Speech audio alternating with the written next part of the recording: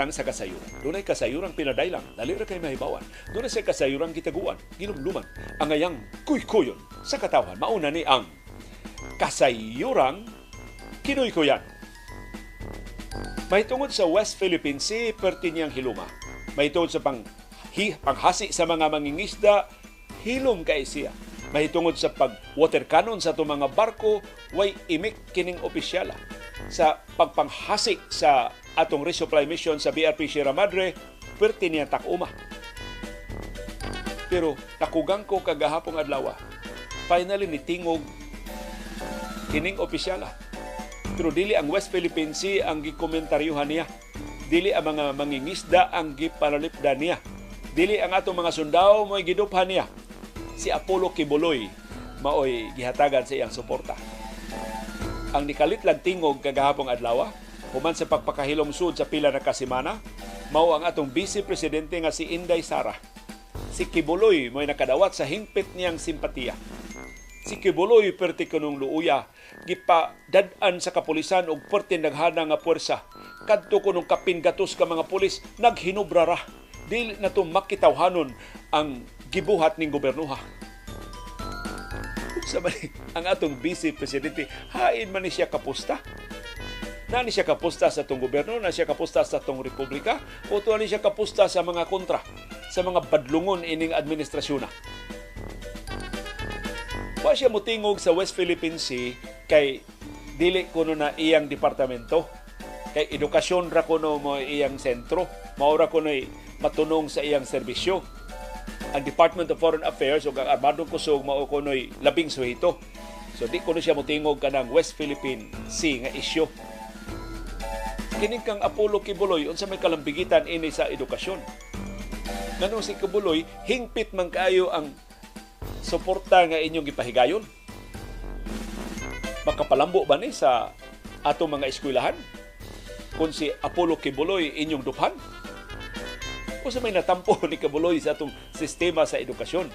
Gawa sa mga pasangil nga iyang gipanglugos o labihan niya kamapahimuslanon sa mga babay, mga bata, diya mga sakop sa ilang organisasyon.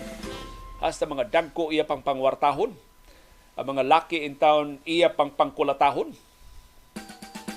I mean, unsa man gyud ang papel sa mga Duterte sa tibok nilang pamilya. Nganong ang mga kontra man sa katilingban, mao'y ilang hatagan sa ilang pagdupa. Nganong mao may ilang tanyagan sa tanan nilang suporta. Unsay pinangitas balaod, mao man hinuoy pinangga nila. Kung ang mga Duterte nagtahod sa atong sistema sa hustisya, kaya nagsige na maghisgot ang kanhi presidente sa pagpatuman sa due process sa mga pamahayag niya. Di ba si Quiboloy mo'y unahon unta nila og sita? Si Quiboloy mo untay ilang iapura nga mo pakita o mo surrender na kay doon na may mga lehitimo nga mga court orders, mga arrest warrant sa korte batok niya. Nganong ang kapulisan man hinuon ang ilang badlungon nga igo lang nituman sa ilang mga gibuhaton. Lehitimo man to ang gibuhat nga operasyon. Suma doon na bagoy gipabutan, doon na bagoy mga insidente nga duguon. Kapin tinuod sa gatos ka mga pulis nga gipada nga puwersa, pero kadto tungod sa kadaghan sa mga lugar nga susihuno nila. Gawa sa kadaghan sa mga dumadapig ni Quiboloy nga posibleng manglawgaw sa ilang puwersa. Nga kundi nila makontrolar ang magkaguliyang gyud hinuon tong insidentiha. Nganong ang inyong initan mauman ang kapulisan? Nganong dili man si Quiboloy ug hain ang iya diyang taguanan? Nganong di man hinuon mo mutabang sa hingtungdan nga mga ahensya sa kagamhanan aron si Quiboloy matultulan, madakpan, mabalhog na sa prisuhan. Aron manubag ining seryoso nga mga kaso nga dugay na niyang gilihay-lihayan.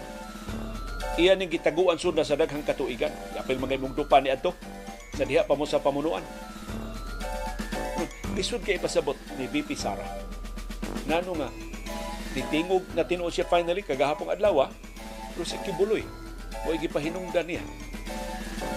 Ang tinuod yun unta nga mga kabana sa atong mga estudyante na perting gutuma, malnourished ang atong mga bata, wa gid niya masulbad ang problema.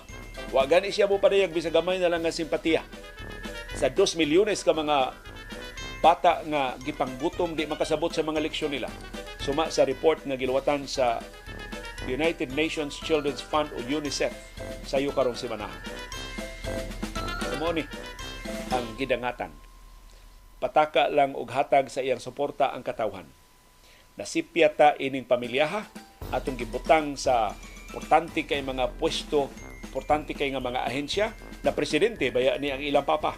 Pero tanawag o silang gihimo batok ining nasura. Tanawag unsa kadaghan sa ilang gibugna nga mga disgrasya. Tanawa unsa kalapad, unsa kaduguon sa ilang gipasugdahan nga trahedya.